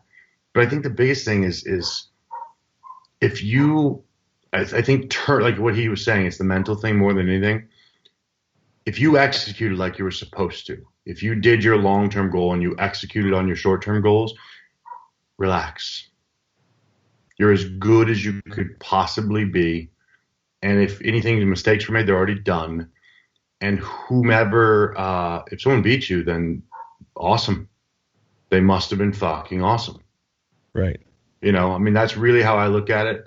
For me, like my greatest experience with that, hold please, meeting a dog. Dusty's Airbnb life. Oh, look at that sweater. That's ridiculous. With the sweater over the top. It's got diamonds in it. But no, like was nailing junior nationals. Everyone assuming I was going to win and not winning because Matt Loudon was awesome. And I had no issue with him beating me. He was surprised. I quickly looked and said, how could he have beat me? Here. Okay, perfect. And it was a non-issue. But again, I remember leading that show, my first national show, and you're supposed to be all amped up. I did everything. If I got destroyed, I was the best I could be. If I won the whole thing, best I could be. Doesn't matter. You know, I think most people, this is why I hammer people on the whole idea of, no, I don't think one cookie's going to fuck you. But I bet you it enters your brain if you get second. Right. You'll be thinking about it later. What about you? I never really had, like she says, monkey brain. Um, I don't know. I was just so focused on the process, just Hmm. one day at a time, one day at a time. You know, don't freak out. Just don't look too far ahead either. Like that's another thing is like Monday, people are like, "Oh my God, my show's on Saturday." I'm like, "That's fine, but today's just a Monday. Yep. Today's just a Proofs. Monday." Like you should already have everything done. Your Yep. trunks, your suit, your music, your posing routine should all be done. So you should just be like, just have Monday. Monday's shoulder day. Just gonna do a Monday just like last Monday, and then I got Tuesday, and then Wednesday, and then maybe you gotta catch a flight somewhere or something's gotta things don't. But It's even not that, that then you crazy make of a sure week. you're organized, right? Like, Just yeah, you're already the more organized you are ahead of time, the more prepared you are, the easier that last week gets. hmm It should eventually, in the right circumstances, almost be a non-event. Like I just had a figure competitor win a show on the weekend, and I mean, really, she pretty much didn't even notice a thing until like Friday morning. She didn't we have have to to do spray cardio. you now. Yeah, Friday she had to get a spray tan, and like she ate a little bit more food on Thursday, Friday, and that was it. She didn't But quit think about drinking it, the early. execution is the same. It's get the plan executed. Get the Yeah, plan executed. yeah. I know, all the normal stuff. Like if you do have monkey brain and you've got too much free time on your hands, because I know a lot of people kind of block off their calendar the last week, which I do too. Um, I don't know, just watch some movies, relax. Try to remove your brain from bodybuilding too. I used to watch some TV or watch a movie on Friday night often, Right. just to sort of step me out of the brain, just take a couple hours off worrying about everything. So, just relax. Relax and enjoy it. You're supposed to kind of stay calm that week too. Don't run yourself ragged. People plan 30 fucking things for the final week. Right. Oh, I got like the mistake some first time competitors make. Like I had a client one time. He says to me, he's like, "Yeah, I got a photo shoot Tuesday, and then I got another one Thursday, and then Friday I was going to get a few shots at the gym after I get my tan sprayed on." And I was like, "You booked 3 photo shoots for the week before a show?" I booked mine for Sunday, And he's like, Monday, "Yeah," and I'm Tuesday, like, after. cancel all of them and do them after. Like, just so much hassle for you to worry about. That's what I think, anyways. Agreed. I got a good one. 3.5 weeks out, and you get sick. Flu, parentheses. Uh, WWDD. What would Dusty do? Um, that was written because I obviously didn't put it for the show. But I wanted to answer that one specifically myself because this goes hand in hand with another question I got the other day. Someone asked me 16-week WEP or 12-week. And I said, however long you think it takes to get ready, add 4 weeks. And this is why. Because you do get sick, you do get injured, shit happens. Hmm. So what Dusty would do would be stay home sick, get better, and I'd be perfectly fine because I'd be ahead of schedule, and all would be well. Yeah. Where people screw up is it's going to take me 10 weeks to get ready, so I'm going to start dieting 10 weeks out, but I'm kind of ease into it, and I'm really going to start dieting 9 weeks out, and I'm already fucking behind, and then I get sick. Yep. Yep. That's exactly true. That's it. You should expect things to happen, like plan for them. Have you ever had a prep that like nothing went wrong? I mean, absolutely nothing. I've never. Yeah, I can't imagine. If I have, I probably am shocked. But thinking back, but whatever did happen was never a game changer because I had more than enough time. Right. Don't be afraid of those little breaks. So yeah, hopefully this person was ahead. You're up. I'm up. I asked the question and did the Oh, answer. yeah. I guess you did. I would fucking took over. Sorry, got excited. I agree with you on that one. That's full agreement. Plan ahead, expect to get sick. Bunch of questions about the Warehouse closing. That's funny. Yeah, I had a bunch of those too. So many of those. You covered that. Yeah. I can't remember your answer to this. Uh-huh. Because we talked about it before. I know I've told it my story a couple times, but what was the most jaw-dropping bodybuilder you've ever seen actually in person with your own eyes? Mine is easy, and and I've seen everybody, so it's not that he was the most jaw-dropping. It was just the moment. Kai Green at McFit, fully covered in clothing, walking up the stairs that I was going down. I remember it being the first time that a man passed me, and I turned and looked at him as he walked away, like you would a beautiful woman. Right. Because like, I was just in awe, and I've always known. I've known Kai. Yeah. But what it was he was wearing these red Max Muscle pants with a white stripe that I owned, that are absolutely enormous in the quads. And the quad portion of those pants looked like leggings. And I just remember, because I own them, and I could probably fit literally 2 of my legs in them. And I'm like, what in the, Manitar. Yeah. Like, what is this? And it was just crazy. It was that impressive. So, and it's always funny because I saw Ronnie walk out in 2003 Olympia, but there was something about seeing someone in person just normal, and just having that reference in my head of knowing exactly how big those pants are. It was more of a realization than had I measured his quads. Yeah, so I know exactly what you mean. I saw Dorian 10 days after the 93 Olympia from 10 feet away, guest pose, front row. Right. Obviously mind-boggling, but especially because I'm only 18 at the time, so especially just like. And then I saw Ronnie in 2003. I saw him come out on stage, but I also managed to get halfway backstage because my friend was in the show. Right. And I had a pass. And so I got kind of back there a little bit, and Ronnie was like just right, like 15 feet away from me, moving around, like moving his arms around, and I was just like, what the fuck? Like, he was crazy. But both of those guys were like in contest shape, dieted, in their posing trunks. Yeah. It's like I expected them to look like that. But I remember when I met Marcus Rule at the booth in like 2008, right. And he was full blown like 350 pounds. He told me how much he weighed. He was like 150 kilos. Right. Like, I'm 152. And I was like, what the fuck? And I did the math. I'm like, oh my God, he's like 350.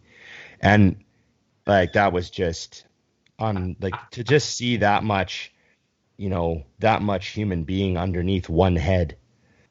Yeah, well, he's already so wide. It's kind of like I always envision, because I tell people all the time, like Matt. Biggest he ever was. Matt is one of the widest people I know. Right. Like, if he was skinny, he's structurally wide. Yeah. I couldn't imagine what he would look like at like 320. Yeah. It would look like me at 380. I mean, just because there's so much there. Marcus was massive. Yeah, he's mad. I mean, you've seen him now, retired. He's still huge. Still a massive fucking man. Yeah, that was the biggest bodybuilder on that front. I want to twist, because I've had experience with it. So when I was a kid, there were a couple bodybuilders in my area that were just huge, the biggest, freakiest fucking guys I'd ever seen. And I remember looking at them and thinking, wow, I'll never be like that. And then obviously my career has moved on, and I've seen a couple of them post throwback pictures from back then. And it's funny how your reference point changes everything. Because I'm like, oh, you were never very big. Yeah. And you didn't, because I'm telling you, when I was a kid, I was like, holy shit. Oh, yeah. Have you seen that? Yeah, and then literally I look back and I'm like, no, he was huge. No, he wasn't. That was it. Okay. It's just weird how your reference point changes, because that's how I feel even with myself when somebody will say, man, you're huge. I'm like, nope. Okay. Is it me again? If you have one, fire. So now I'm looking. Keep getting new ones as we're talking because it's still open. Okay. That was a good one. This is an interesting question, but I don't know if I have the answer to it. You might. In your opinion, actually, I know how to run this. In your opinion, who's the best IFBB pro who's not competed or qualified for an Olympia? Oh. Whew. Shit. The best IFBB pro who's never qualified for the Olympia. Or competed in it. So they could have qualified but not. It's funny because in my head, what I wanted to do Richard with this, Jones? True. But the perfect answer. I was actually thinking of stepping it back, but because he said IFBB pro, because there are so many phenomenal bodybuilders I can think of who never turned pro. Yeah, so I'm thinking Richard Jones turned pro, but he never did a pro show, did he? I don't think he did any. If he did one and walked away quickly. And the USA's, and everyone was like, oh, it's the second coming of Sean Ray. Yep. And then he retired like immediately. I don't think he did he might have done a pro show. I just can't remember. But yeah, like I'm just thinking Richard Jones, Chris Cook. Oh, Chris Cook. He never did a pro show? Never did Olympia. That was the question. Oh, I thought you meant I thought you said never competed. No, never qualified or competed in the Olympia. Oh, I thought you meant competed, period. So Richard Jones is up there. Chris Cook would be up there. Man. Yes. I mean, there's probably a pretty solid list I'm missing because I just don't know who didn't. But those two I know didn't and were phenomenal. God. Yeah. For sure. Everyone's Googling Richard Jones now. God, and he's so.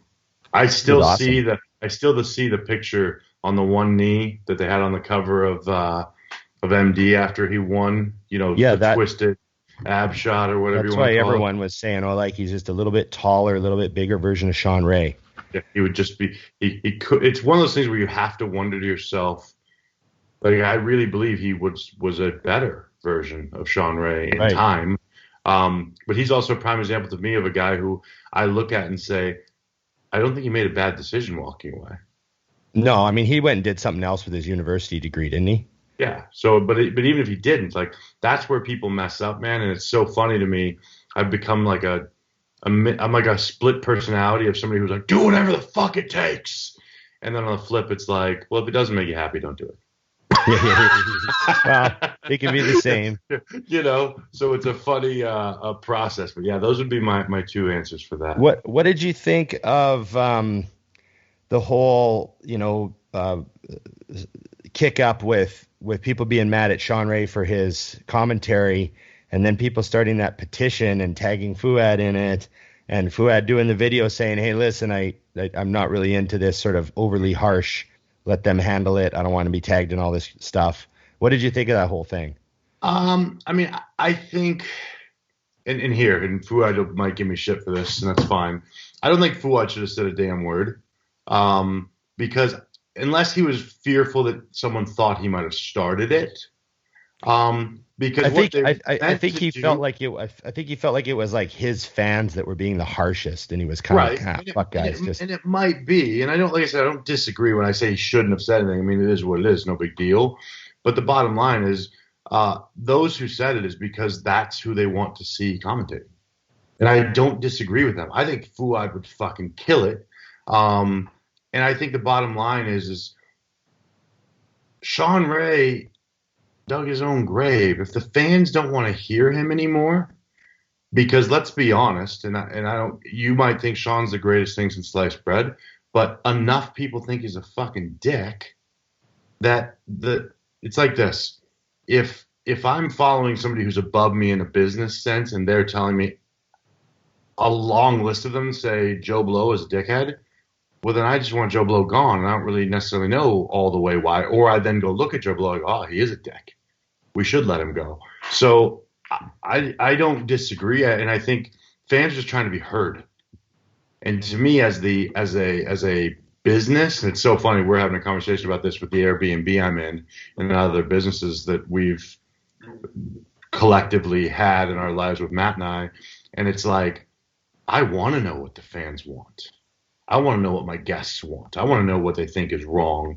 And the cool thing is fine. I don't need to make a big spiel about it. I don't hire Sean Ray for the commentating. I hire Fuad and we see what happens.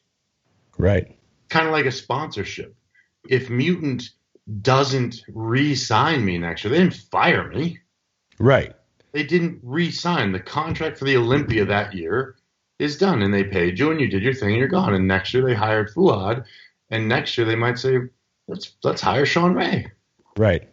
I totally think I understand how Fuad felt. Like when he did that video and he was like, "Hey guys, can you just stop tagging me and all this stuff?" At least don't make it look like I'm pushing it. I totally got that because I think I would have felt the same way. I would have been like, "Can you guys not involve me in all this hate? Like, Right. I get that you're pissed off. You guys can post what you want, but just can you not tag me and then tag Sean and tie us together in all these posts?" I could see myself feeling that because I'm just that type of person to where I would be like, it's a little ugly for me. I'd rather not be involved. Right. And then he said, "Hey, like they already know that a lot of people want to hear me." Right. They're Which is already cool. Yeah, I didn't watch his whole video. yeah. And that might be why I see that part a little different. But I see what you're saying. Like, yeah, they do know, and you're not leading the charge. But Yeah, like it's not news to them. This mad, angry post that you're making isn't news to them. They already know. So, well, plus, Fuad's never been one that shied away from saying what he thought. So, he's publicly said, I think Sean Ray's dick. And he doesn't like the way or I shouldn't say that. He doesn't like the way he downs on the bodybuilders. He said the same about Dorian. But he doesn't downplay their greatness. Right. Yeah. Yeah. I like Fuad because he's not a pussy and he says what he thinks, but he's always respectful. True. That's why the fans love him too, though. Like I think generally people don't mind if you're angry or upset or have a strong opinion if you show respect and let the other person say their bit. Yep. I think people are really, really okay with that generally. But so Fuad does well, even when he's, really far to one side on a subject, he's respectful of the process of discussing it. So that's important. Here's one. Do you ever use would you recommend any pump products before you go on stage? Do you mess around with that stuff the day of the show? I don't. Never have. No, for clients if they want to, as long as it's something they've been using, I'm okay with it because I know how it affects their stomach and everything else. Right. But I'm a stickler for not changing shit at the end because take a pump product, what if it bloats you? What if what? Right. And I think that we also get way too caught up in, well, I'm not as vascular as I was 3 days ago, or I'm more pumped, or the next day I was way more vascular in the morning. It's like, well, you ate fucking dog shit all day. And you rehydrated. Of course you're more vascular. So yeah, with pump shots, I don't because I find, especially if you've handled again your last week properly as far as your not training and your hydration and your eating. Haven't you ever noticed that like you go backstage and you do like 15K or banded laterals and your delts look like they're gonna explode? Yeah, hopefully. I've had pain. Well, I had pain every single time on a pump, like a close grip push up off a bench, because my food is where it's supposed to be, my water is where it's supposed to be, and right. I don't need a pump product. How about you? I definitely did use. I got signed by Mutant in 2011, and I used Mutant Pump every workout since. It's been my favorite pump product of all time. It doesn't even have citrulline based pump product. I've always loved it. Mm-hmm. And I never ever thought it did anything negative to me because I took it every workout. Right. So I always took that backstage, 40 minutes before going out. Don't know if it helped or not because you're kind of a little dehydrated and things don't work normally. It's not like you're in the gym. But I would always just take it anyways. Right. But I never force anyone to take it. I don't write them into people's programs. I don't have people drinking crazy cocktails of stuff backstage. And, I see one guy's like guzzling citrulline, like, oh, it's 10 grams of citrulline. And he's like guzzling it. I'm like, well, then you just have half a liter of fluid in your stomach. Just say it's also a liter of water. Yeah. You know what I mean? So yeah, I again, the sodium, making sure you're not sodium depleted from diuretic use or not using enough or fucked up your hydration. Those are all far more pump related than anything you're going to take supplement wise the day of the show. Mm-hmm. Agreed? Yeah, for sure. think the same thing about all these. I get a lot of clients like, oh, you're a big pusher on Viagra or something before you go to the gym. And I'm like, no. So I'll tell you, I've seen it 10 times, probably. Mm-hmm. Have you ever seen someone on stage with a hard on? No, but I could see it happening if I took a bunch of Viagra. I've seen it about 10 times. I'm like, that guy's got a hard on. That's kind of awkward. I bet he took Cialis or Viagra. Right. I've seen that on stage where they kind of Right. have like a halfway semi, like the steamer that kind of points out front, it's like it's not like up, but it's like, it's heavy, it's got some weight to it. It's really, really sticking out there. In a way, it's the perfect way to load your trunks. But, it's a little bit awkward when people are like, oh my God, I think that guy's a hard on. Like, I always think it's funny too, because I've had there's not a lot of room in those trunks. So like, things want to poke out and spring out in all directions. I always laugh because it's only women who have been in the sport with you and or slept with you or anything else understand that a typical bodybuilder is like, where do I put this so it's not the subject of conversation? I don't care if you have a normal junk or some giant thing.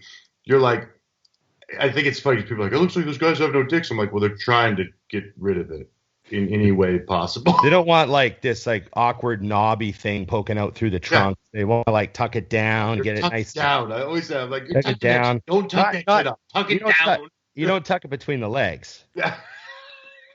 But you kind of get the balls and everything, and you still want it to look like a nice full package because you don't want to do yourself any like unfavors. You know what I mean? So you pull the nuts forward, but you fold the cock down. By play for you guys who can't figure it out. Nuts up, dick down, wrapped as one package, sealed in the trunks. You guys still have nuts to talk about. That's cool. Yeah. I have no idea what that's like. It should be comfy. But it's funny because I'm like, why would I want to go to the gym? I remember when I got my first trunks from CJ, back when I started from CJ, and there was like a liner in the dick part. So you don't have a head. Oh, real? Yeah, you don't want that like knob like stretching against the skin. You see like the knob just busting out. I laugh. There's a friend of mine. I can't say friend. I'm fucking terrible. A human that I know who bodybuilds, and I always laugh because you could literally tell he posts up his pictures on the internet and purposely is making sure you could see his shit. And I want to message him and be like, dude, you have a wife. I don't care if you have an 18-inch dick or. What is he laying the dick across the underwear? Like, so you can perfectly see it. So it's like, if I took that picture and I was going to post it, I'm dead serious. I don't care what I've got packing. I'd be like, okay, we're going to Photoshop the freaking mushroom head line off because that's dumb. Gonna put a monkey head on it or something. Do something. So I'm like, so every time you post, I laugh because I'm like, well, you just want to remind people you have a penis. Cool. Right. Because I know you don't notice that shit before you put it up, and I'm sure plenty of people are like, thanks for the cockpit, dude. When's the last time you saw a Dom Mazzotti video? The Bro Science videos? Yeah, I haven't seen him in a minute, but yeah, I love his shit. He just did a new one I don't know how new it is, but it just came through my YouTube feed. I haven't seen a Bro Science video for a while, but he just did an OnlyFans one. Oh, God. And it was pretty funny, man, especially for guys like us who've been in the industry for a long time. It was so many little jokes in there, but you should check it out. It was a good definitely will. Yeah, definitely. So it made me think about a lot of the pictures you see, just be, happy. There's some like motivational quote as they're leaning over the bathroom counter with their dick and their balls just resting on the edge of the counter, and their new underwear, and just so funny. Oh, it's so accurate. I always laugh at those too, because anytime you see the guys that shoot the lower, like, what's that guy, Uric or whatever down in Florida, who shoots a lot of the pretty boy bodybuilders? Right. I know who you're talking about. You can always tell it's like, does he have you prep your shit so it's a little more full for you? Is he making like, because it's very obvious that like that's part of this picture. Your dick is definitely a star of this show. We want to make. I always laugh when I see that. I'm like, the guy did that. I'm like, I'm not taking that fucking picture. Yeah, Dom's funny. He's like, who's buying your pics? You have a 95% male audience. And then exactly. for the women, he's like, you have 300 followers. Who's buying your pics? Your extended family? Grandma, don't forget. So, no, it's pretty funny. Obviously, we look at everything in the industry with humor, but I always enjoyed the bro science breakdown of everything. Oh, God, he's the best. The training outdoors one is still my favorite. I haven't even seen. I gotta get back. You know, it's funny because when he got booted off of YouTube or whatever for a while, I stopped seeing his stuff. And now I hate to admit it, but I've been so much busier that I don't consume very much content anymore. I'm too busy making it. No, I know. I don't watch a lot of stuff either. I used to. Man. Okay, you got another one? Oh, dude, I have an endless list, like I said. So I have one that I want to say just because I think it's funny. The guy asked me, he said, head full of hair or a pro card? And the reason I find it funny is because I think I already made that decision. Yeah. Yeah. I got the pro card while I still had a head full of hair. Nice. That's a victory. So that's a victory. I didn't start like becoming a head shaver, like lifestyle head shaver. Right. Until afterwards. So, you know, I always laugh because I did the tattoo. So I've had so many people come up to me like, oh, you have a full head of hair. Why do you shave it? I'm like, that's tattoo. They're like, oh. Yeah, it's just really well done, so you can't tell. You have no one sitting there live for us? Yes, I do. Too many people ask him about this stuff over time, but another question about how do you manage blood pressure while on a cycle? Oh, good call. So the reason I say there's too many people asking this is because, hopefully they're not running high blood pressure for long periods of time before they ask this question. Right. You know what I mean? I mean, we all know lots of guys that made the mistake of not monitoring blood pressure, not caring about blood pressure, letting it go uncontrolled for long periods of time. And, we know what happens.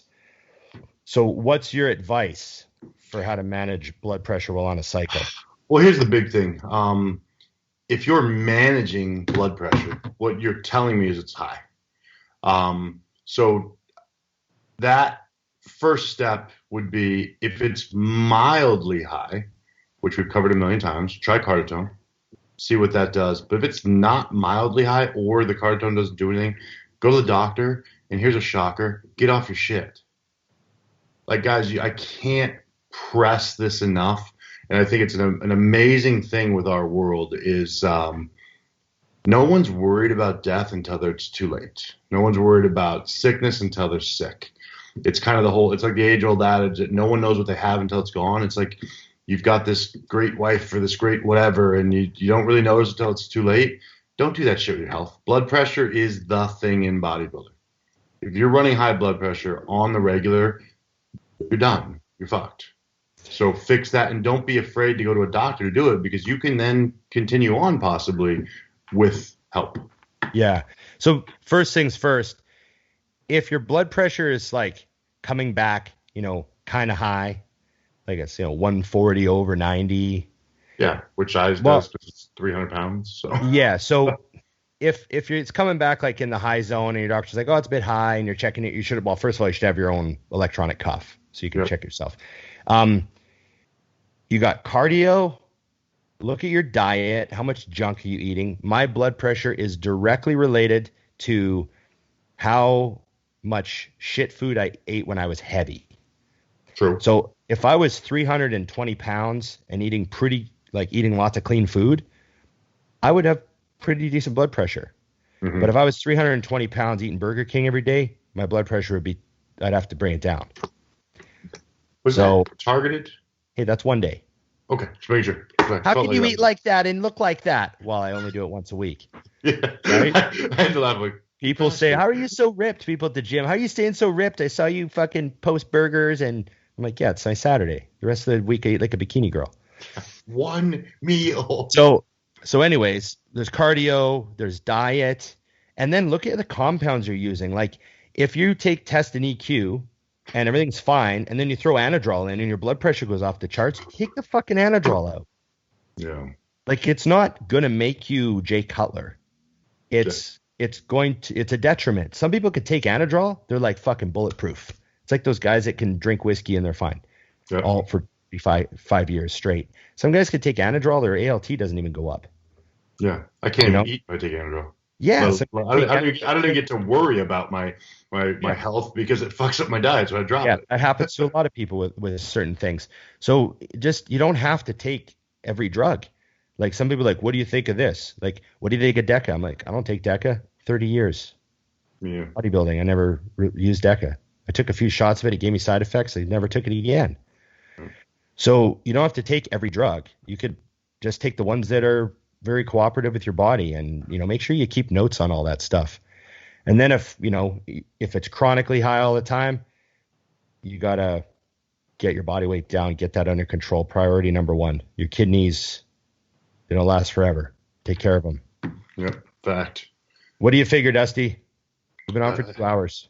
I think it's definitely time to leave these, which I'm going to, for those of you who answered on mine, you'll see this after the fact, but I'm going to answer the rest of them in the on the IG, so those still get done. But solid week, and we've got a lot of good stuff coming, eh? So I'm excited to see what we got going. When do we see the Dante video? They're already being edited, so it won't be one video. I'm actually going to release them per movement, because it is something I want people to make sure they have right. And one thing, if you guys can, that follow it, which is probably everyone listening, comment, and I literally would like to know what could have been better from your view on these kind of things. It's great that you guys love it, and I know you love it because he's in it, but if there's any way we could have done it better because it's our first one, let me know, because we're going to do more. And I want to make sure that it's a value, not just entertainment. And those of you who love when we have guests on, we've got a couple of great guests lined up. We've got a couple guys lined up that are doing the Olympia. So we've got some Olympia guests coming on between now and the show. We're pretty excited. So, thanks for everyone who's watching. Remember to like, share, subscribe, comment, ring the bell. Help us out. And thank you very much. Remember, everybody, just bodybuilding.